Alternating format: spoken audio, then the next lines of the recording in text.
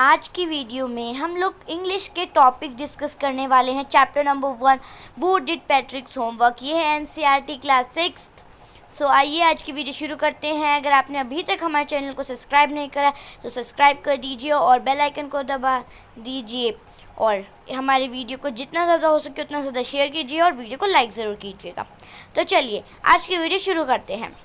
वो did पैट्रिक्स homework, chapter number 1। Patrick never did homework, too boring, he said. He played hockey and basketball and Nintendo instead. His teacher told him, Patrick, do your homework or you would not learn anything. And it's true, sometimes he did not feel like an ignoramus, but what could he do? He hated homework. इस पहले वाले paragraph का मतलब है जो Patrick था वो कभी भी अपना काम नहीं करता था और वो बोर होके कहता था कि मुझे खेलना है हॉकी, बास्केटबॉल, निंटेंडो। निंटेंडो एक वीडियो गेम है। देखिए आप वर्ड मीनिंग्स में भी दे रखा है, निंटेंडो ए वीडियो गेम। ओके, उसकी टीचर कहती थी पैट्रिक अपना काम करा करो वरना तुम कुछ भी नहीं सीख पाओगे। और ये सच था। कभी कभार वो सोचता, कभी कभार वो फील करता था, वो कभी कभार इन चीज़ों को फील कर भी इग्नोर कर देता था, पर वो करता भी क्या, उसको होमवर्क से नफरत थी। Then one day he found his cat playing with a little doll and he grabbed it away. To his surprise, it was not a doll. तो एक दिन पैट्रिक ने देखा उसकी कैट, मतलब उसकी एक बिल्ली थी, वो उसने पालतू थी, वो एक छोटी सी डॉल के साथ देख रखी थी और उसको उसने पकड़ रखा था बिल्कुल। और वो सरप्राइज हो गया कि वो एक डॉल नहीं है। क्या है वो? At all but a man of the tiniest size. उसने देखा वो कोई डॉल नहीं है, वो एक छोटे से साइज का आदमी है, एक छोटे से साइज का। He had a little wool shirt with old fashioned breeches and a high tall that much like a witch. He yelled, Save me, don't give me back to that cat. I will grant you a wish, I promise you that. वो जो man था उसने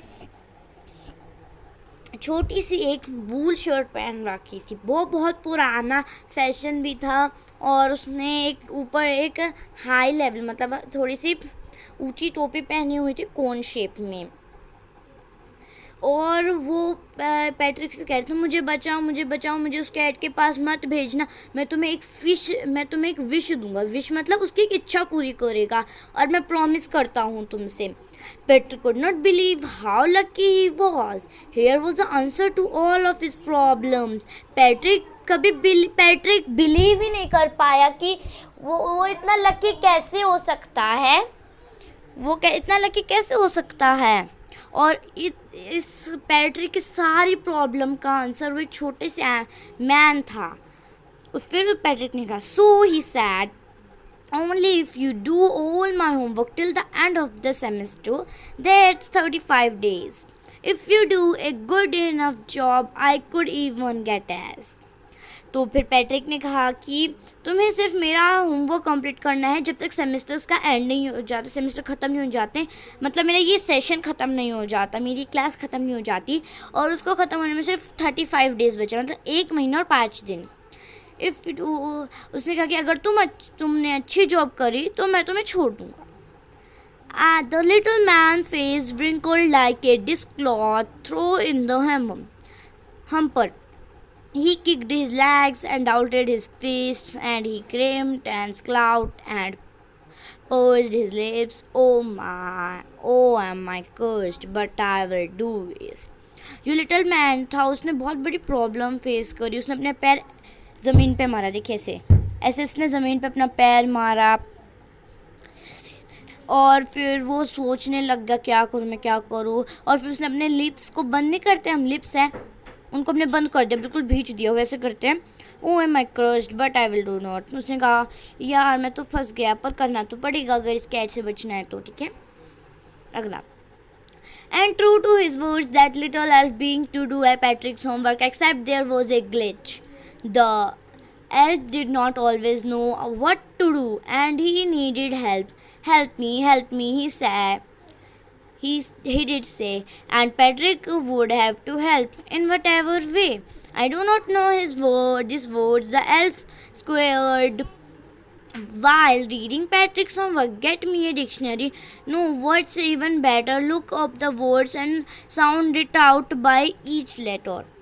Then elf ने कहा, वो अपने बातों पे सच रहा और उसने पैट्रिक का होमवर्क करना शुरू भी कर रहा और उसने एक्सेप्ट भी कर लिया। अब सबसे पहले ग्लिच का मतलब क्या होता है? ए fault in A machine that prevents it from working properly. मतलब उसने ये प्रॉमिस भी किया था कि वो काम अच्छे से करेगा बिल्कुल, तो वो उसे छोड़ेगा। तो अब उसने एक्सेप्ट भी करा, हाँ मैं काम अच्छे से करूँगा। ग्लिच का मतलब है काम अच्छे से करना कोई भी। The elf did not always know what to do and he needed help. Help me. Elf को पता ही नहीं था क्या करना है और वह हेल्प मांग रहा था, मेरी मदद करो। उसने कहा and Patrick would have to help, और पैट्रिक को उसकी हेल्प करनी भी थी, चाहे किसी कोई भी रास्ते में। पर और एल्फ को पता नहीं था कि वो उनके वर्ड्स को जानता ही नहीं था, और एल्फ तो उसकी होमवर्क रीड करते करते ही चकरा सा गया था। उसने कहा पैट्रिक से, तो मुझे एक डिक्शनरी दो।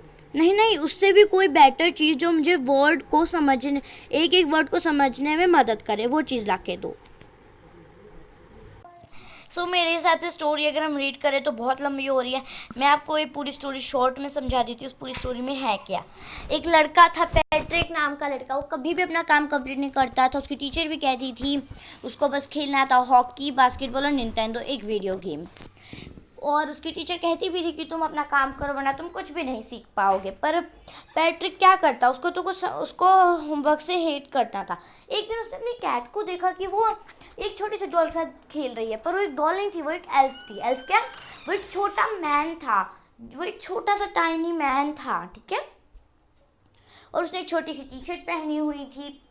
तो वो छोटा सा मैन उससे बोला कि प्लीज़ मेरी मदद करो, मैं तुम्हारी एक विश पूरी करूँगा और तुम मुझे कैट के पास वापस मत देना, मैं तुमसे प्रॉमिस करता हूँ। फिर पैट्रिक बिलीव नहीं कर पाया उसके लक के ऊपर कि मेरा लक इतना अच्छा कैसे हो सकता है। तो उसके पैट्रिक की तो सारी प्रॉब्लम्स का सॉल्व हो चुका था, उसकी सारी प्रॉब्लम्स का एक सॉल्यूशन मिल चुका था। एल्फ वो उसका सारा होमवर्क कंप्लीट करता है ना। तो उसने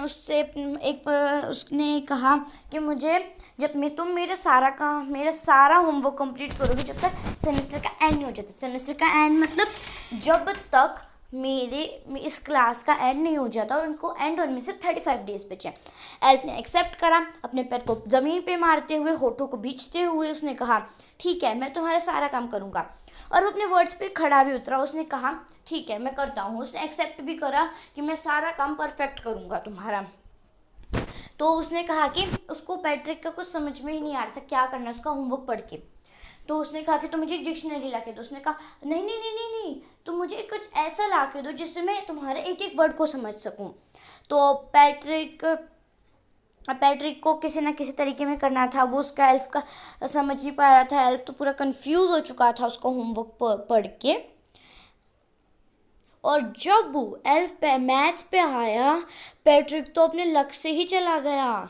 पैट्रिक का तो कोई लक ही नहीं था। तो एल्फ ने पैट्रिक से पूछा what are time tables. The elf shrinked. Elf का पढ़ा कि टाइम टेबल क्या होता है। उसको कभी इस चीज़ों की ज़रूरत ही नहीं पड़ी, एडिशन सब्ट्रैक्शन बहुत सारी चीज़ें। तो एल्फ जो था वो अटकता था किन चीज़ों में? मैथ्स में, ह्यूमन हिस्ट्री में एंड इंग्लिश में वो अटकता था।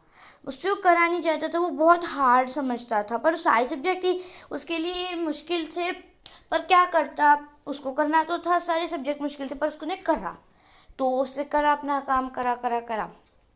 और जब सेमेस्टर्स का फिर पैट्रिक अपना काम जो था उस सेमेस्टर्स का एंड हो गया। सारी उसके टीचर्स और सब खुश थे, पैट्रिक के इतने अच्छे मार्क्स आए हैं, वो अपना होमवर्क कंप्लीट करता है, बहुत अच्छी बात है। उसके पेरेंट्स टीचर्स सब खुश हो गए और सब बहुत अच्छे से थे, मतलब सब बहुत खुश हो गए थे पैट्रिक से। और एल्फ को पता चला कि आज उसके काम का दिन खत्म हुआ, तो वो चुपके से उधर से भाग गया और अपनी जान बचा ली।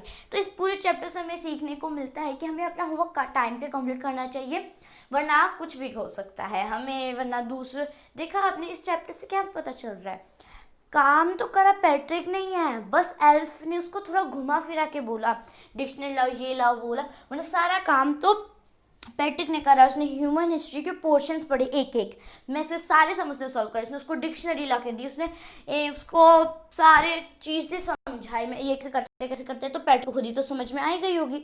तो मेरे हिसाब से मतलब तो इस चैप्टर से ये पता चलता है कि हमें हमेशा अपना होमवर्क कंप्लीट कर रखना चाहिए।